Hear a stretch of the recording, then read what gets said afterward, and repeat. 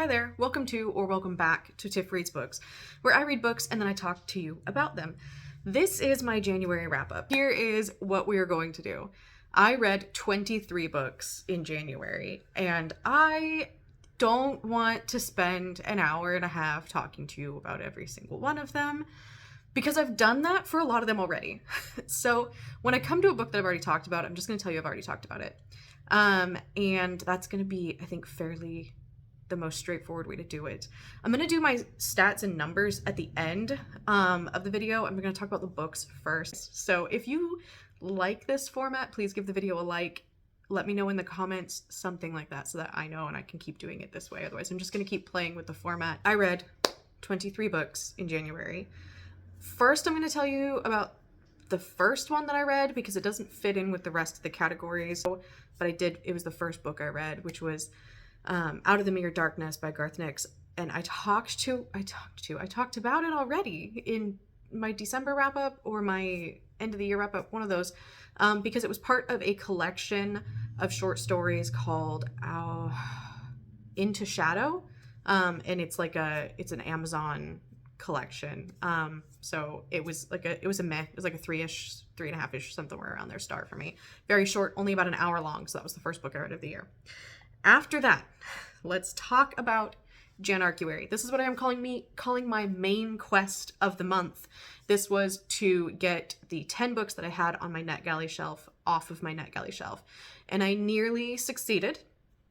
I finished 9 of the 10. The only reason I didn't prioritize the 10th book and I moved on to other things, which I will talk about, is because I double checked all the rules for the publishers, and the publisher for A Dark and Drowning Tide, which I can't remember which publisher it is, requested that the books that they give out galleys of are not discussed until a month before publishing. They're not reviewed until a month before publishing. And A Dark and Drowning Tide is out in September. So I didn't want to read it and then want to talk about it and not be able to talk about it. So I decided to just put it off for a little while until we get a little closer to summer and go from there. So I did complete 9.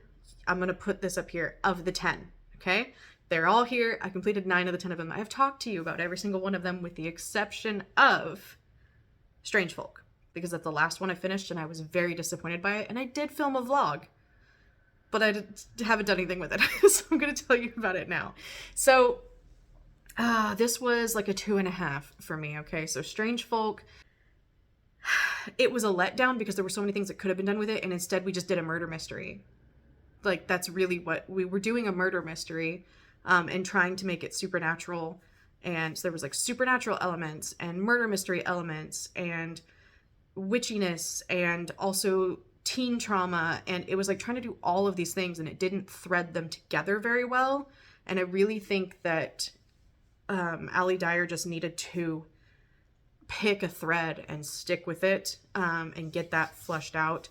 I was disappointed in the fact that it was set in Appalachia and it could have just been set anywhere rural USA.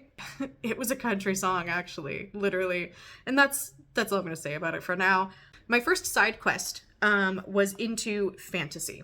And I have been heading more and more into fantasy in the last year. And so that's kind of what I did. I ended up picking up a total of 4 fantasy books this month.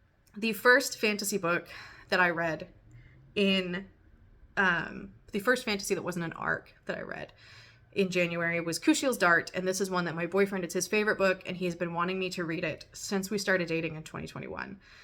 And I could go on and on and on, and I have, and already cut it out about this book because it was very well built in the world.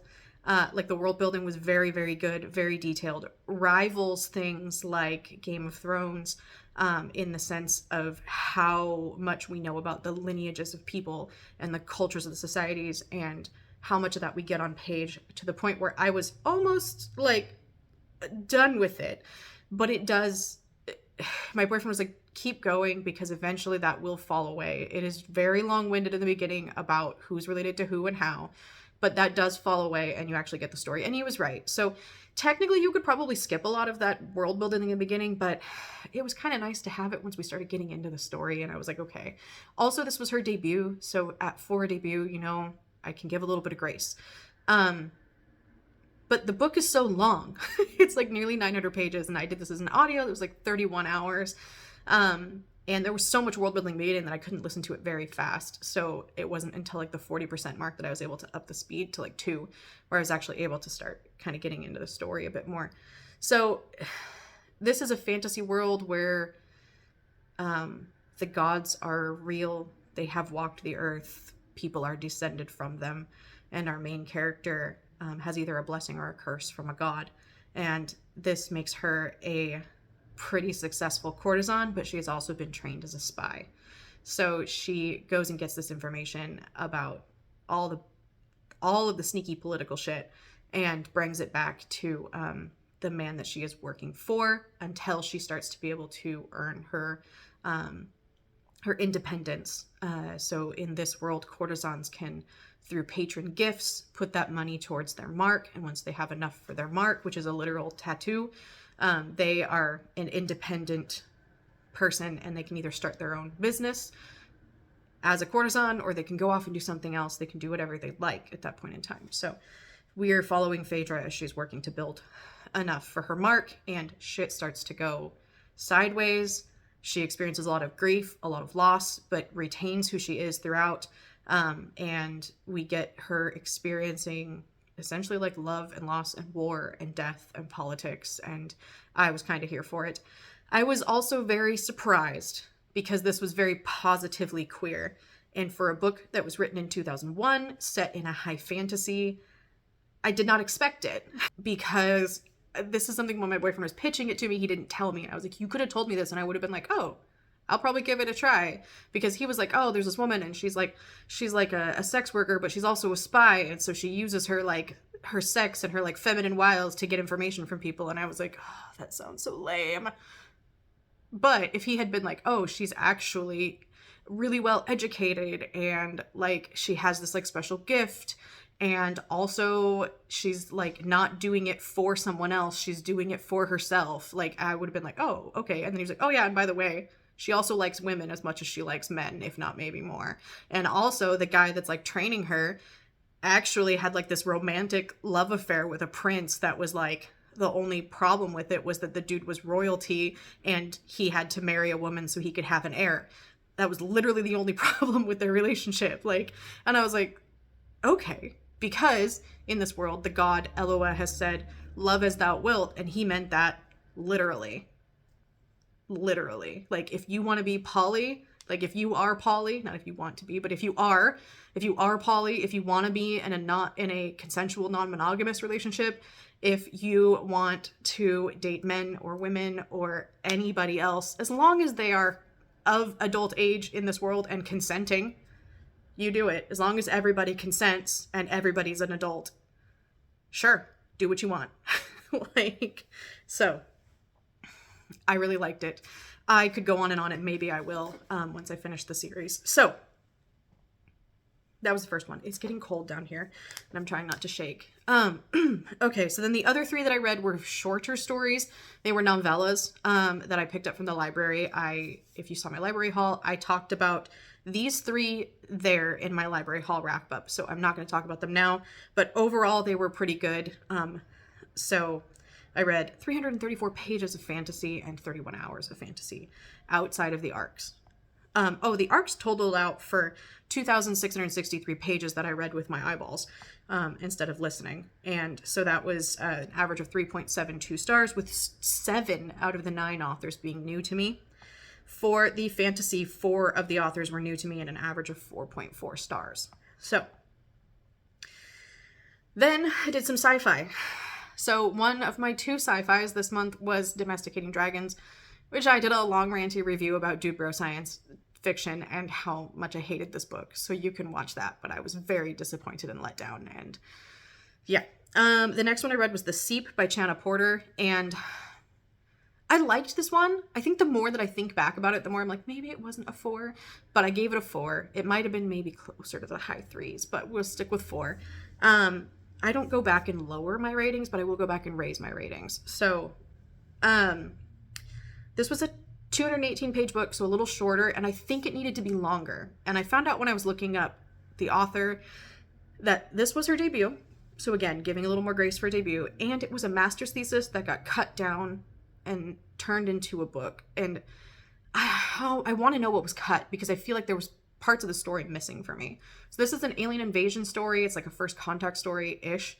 But the aliens are like, they live in the water and you can't see them. They're like bacteria sized, but they change people's DNA and body chemistry, and they allow you to have control over what you appear as, what you can do functionally. Like basically you have complete control over your body, and it allows for like immortality. So our main character, her wife is decided that she's lived long enough in this body, and these characters are about 50. And so I think they've been with the Seep, is what the alien race is called, for about 20 years. So I think her and her wife were married for about 20 years. And her wife has decided that she wants to go back and start life over as a baby, because some people are doing it. And a bunch of these people are like YouTube influencers now. So people watch other people, what they do with the Seep, and they get an idea of like, oh, I could, if they can do that with their body, I could do this with my body.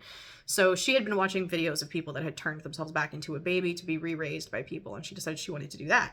And she asked her wife, who's our main character, I can't remember anybody's names, she asked her if she would raise her, and she was like, no, I'm your wife, not your mother. I don't want to raise you. And the woman kept pushing, and so they broke up so that, you know, the wife could pursue her dream of being reborn. And well, I don't think she's physically reborn. I think she just like turned back time and turned back into an infant so that she could be raised again in a different country with different parents and learn a different language and just start life over. And that was odd. The whole thing is odd. But so because of that, essentially her wife, our main character's wife, has passed away, and she's dealing with the grief of that. So it's a grief story. And the way that she deals with grief is alcohol. So we have her dealing with her alcoholism, her depression, to the point where like she's not taking care of anything anymore. And because there's a heavy community drive in this, because of the Seep, everyone is like intertwined and they take care of each other. We don't rely on money in this society anymore. So it's also a conversation on like, what would life be like when we don't rely on money? Like, how do we function if like, what does the function look like if we don't rely on money? And so she stops contributing to the community. So then there's like this whole thing about like, well, what happens when she stops contributing to the community? And essentially the community just like forces her to accept help, which she doesn't want. That's where I'm like, I want more. What would have actually happened? Like, because she just kind of ran away. Like, so yeah, but there was a conversation about how people would deal with immortality, and it's kind of like all these what ifs. And I almost feel like it should have been like a series of short stories. Like, how would a woman respond if her wife decided she was gonna like leave their marriage to become a baby? Like, how would that happen? How would society look if we didn't have money? Like, what would people do? Would we still have all the services? Would they be given by like robots? Like, what would happen? So I almost feel like it would have been better as like a collection of shorter stories if we were going to do it this way, because there was a lot of timeline missing, it felt. So, but otherwise I really liked it. It was weird and metaphorical, and had some good conversations in it, especially about like sexuality and gender identity and how you present your gender to society. And those conversations were very interesting, and I really appreciated them and the perspective. Okay, horror is going to be a little longer because I haven't talked about any of these, but I read 3 Stephen King books, reread 3 Stephen King books. All of my horror, apart from the ARCs, was audio. So 3 of those were Stephen King, and those were The Long Walk, Misery, and The Shining. So these were all 4 and up for me. The Shining was a 4, The Long Walk was 4.5, and Misery is a 5. So The Long Walk. Let's start with The Long Walk. This is Richard Bachman. So Richard Bachman was Stephen King's alias in the 70s, or the 70s, in the 80s. And the Bachman books are much more depressing. They don't have like happy-ish endings. Like often there'll be a satisfying ending in a Stephen King book where a character comes out of the dark place, deals with the villain, you know, there's some sort of solution to the problem. In the Bachman books, they're often left open-ended with a very ominous like line of something, and this one is no different than the others. The Long Walk is a dystopian where we follow a group of 14 to 18-year-old boys who have signed up to compete in the Long Walk. The Long Walk is a competition that's done every year where the winner receives anything they want. They can make a wish, essentially, and it gets granted to them by the government and the military. And so we're following our main boy, whose name is... See, can't remember names. So we're following him, and we're starting in Maine, and we continue to walk. And we have to walk 4 miles an hour for the entirety of this walk, or we get a warning. If we don't, for like 30 seconds, we don't hit that speed, we get a warning. We continue to miss that speed, we get another warning. And on our third warning, we get another 30 seconds and we get our ticket. And our ticket is getting put down by the military. So, these boys have willingly signed up for this. They are aware of what it is. They had to go through psych evaluations and all of this stuff to be able to do this. To subject themselves to being potentially murdered because it is a last man standing event. So, very dark. And there is no plot other than doing this walk. And we follow our main character as he makes friends and enemies within the group. And we basically discuss the types of things that trouble teenage boys from this age. Girlfriends, family stuff, poverty, what their goals in life are if they win, like what they want to do with the money. We even have a moment in it where our main character starts to question his sexuality in the middle of this walk. And the whole thing lasts like 4 days is all it is, because they're continuing to walk even in the middle of the night. They have to walk, if they have to urinate or defecate, they have to continue to keep up this pace. So those were a couple of scenes that I was like, that's kind of gross, and I didn't need to know that, but also I probably would have asked. So and then when they're sleeping too, they have to continue to walk. And so you'll get like, just for the sheer fear of witnessing other people being like killed, these boys start to kind of rally and help each other, some of them, because some of them are just really shitty people and don't. And then they have to start they make this pact near the end where they're like, we got to stop helping each other because this has to end. We can't make it keep going, because if someone is sleepwalking and they start to slow down too much and they get a warning, the other person next to them will like wake them up and be like, hey, you got to walk faster. You got a warning. Like if they don't hear the warning. So we get some camaraderie, and it's one I still really like. Misery and The Shining both have movies that are fairly popular, so most people have heard at least 1 or 2 things about them. Misery has Kathy Bates. I just love her. And God, now I'm gonna find out that she did something horrible now that I said that. But anyway, I hope she didn't. So The Shining follows author Paul Sheldon as he just got in a drunken car accident in the middle of a snowstorm and has been pulled out unconscious. Well, he has completely shattered most of the bones in his lower body by his #1 fan, because Paul Sheldon writes historical romances about a character called Misery. And Paul has just killed her in his last book. But our villainess doesn't know that. She just knows that she loves the books, and she's waiting for the last one to be published. And so it gets published. She reads it while Paul is under her care. And she decides that he needs to rewrite.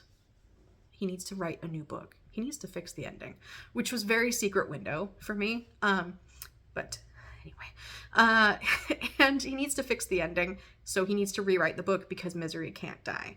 So she is continuing to fill him full of painkillers, which he has developed an addiction to. And she's also torturing him throughout to make sure that he gets it right and he gets it done. And both of them are spiraling into instability, complete mental breakdowns in this book. Paul is not a nice man to view the story through because he's fairly misogynistic, and that definitely comes out in his hatred for Misery. And he doesn't improve really from this whole ordeal as a person. He doesn't learn, he doesn't grow. He just learns that maybe he didn't hate Misery as much as he thought he did. So it's not like it's an unlikable character, but the way the story goes is just so invested in what was going to happen and what was Annie going to do next. Even though I reread this and I'd forgotten some of the scenes. This is very brutal. And so, yeah, again, there's a lot of things in this book that were pretty dark and gory. And yeah, so then The Shining. move on. Both Misery and The Shining are set in Colorado. So we'll move on to The Shining, which was technically written before Misery.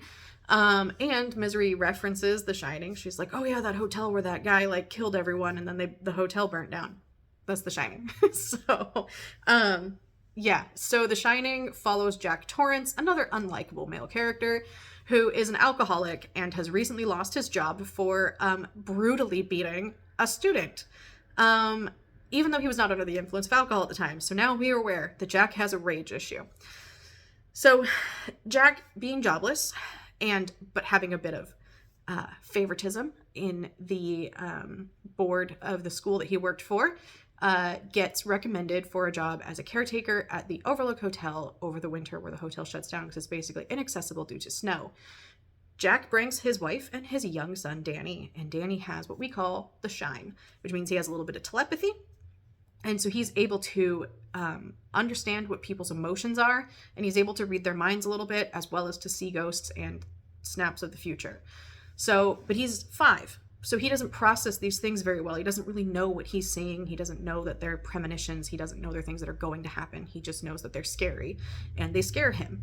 And we get a lot of chapters from Danny's perspective, and that made the book so much better for me, and what made the book tolerable, because Jack is such a shitty human being. And he spirals into more shitty as the story goes on, because the hotel gets his hold on him and convinces him through ghosts that he needs to kill his wife and his son, because it's his wife's fault that he's an alcoholic, because she nagged him into drinking, and it's his wife's fault that he has gotten in drunken accidents and fights, and it's his wife's fault that he hit that student, because she is a horrible, manipulative, like horrible person. And those sentences, I was like, oh my God, like he says way worse things than I did, because I would probably be in trouble for saying some things that he said if I said them publicly. Eventually, yeah, the hotel continues to get its grip on him, and we go from there. There's lots of other things that happen in this book, but that's the gist of it. So those are my Stephen King rereads. And then I read a new horror author that I had not heard of, Ronald Malfi, not sure how to pronounce it. I read The Night Parade, and this was free in Audible Plus, so I just picked it up. It had some pretty good reviews, and a lot of people were like, this is dark and bleak, but I was kind of here for it. And I was pleasantly surprised, because this is an apocalyptic pandemic story. It was really reminiscent of The Road, which I'd only seen the movie, and I just remember being like, why did you make me watch this movie? This is so depressing. And that was kind of this, but it had a little bit more hope in the end than The Road did. I think the ending was a little bit better than The Road.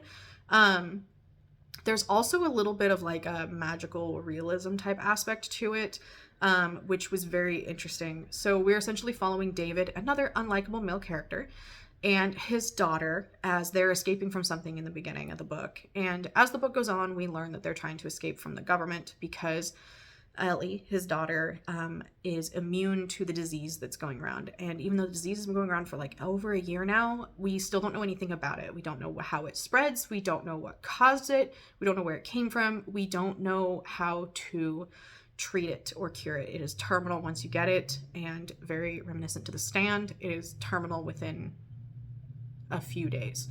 But it doesn't seem to necessarily always be contagious, so we aren't sure how it spreads.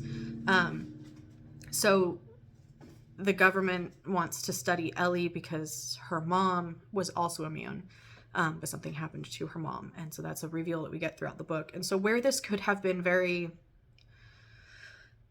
heavy issues, considering David and Ellie are traveling through areas that are fairly deserted and do at one point get kidnapped by some rednecks. It's not the type of redneck tomfoolery that I expected it to be when they got kidnapped, and I was kind of surprised by what it was, actually. So that was interesting. So those were the horror that I read. Apart from the last three things are, I read horror manga this month. Is it my first? I think it's my first or second, like, bout into manga. I enjoyed it. My nibbling has been bothering me to read the Attack on Titan series because they really love it, and they're only up to book 5, which I just bought for them this month. And because none of the libraries have it, so I have all the other ones. They just don't have 5. So I happened to find it at Half Price Books for like $3, so I got it for them. But anyway, so I picked up book 1 and 2, volume 1 and 2, and I really liked volume 2 better than volume 1. So Attack on Titan, we have a world where we have these giant beings that are humanoid called Titans, and they eat humans. That's what they do. And they haven't attacked in like a long time, but we still have a military trained to fight them off. And we live in a world where we have these 3 concentric circles surrounded by like 50-foot walls. And these are the cities that we live in. And so everyone's kind of condensed. And there's a couple of drawings that illustrate like the size of the city versus the rest of the known world. And it's essentially the Titans have like constricted everyone into this very small area. And we end up with a Titan attack, but not just any Titan, a Colossus Titan. Normal Titans are around 12 to 15 meters tall at the high end, and this one is over 50. He's like 60, I think. He's tall. She. They're non-specific genders. They are taller than the wall and attack and allow the other smaller Titans to enter, and chaos and carnage ensues. Fourth book picks up right where the second book picks up right where the first one ended, and we just continue to follow our characters as they discover these more abnormal Titans, and we get the mystery slowly starting to unravel, maybe a little bit, not quite. We just get more. We don't get the mystery.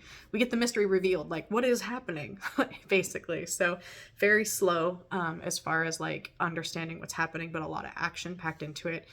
Pretty gory, lots of people getting eaten like whole. So there's that. Yeah, so I enjoyed those.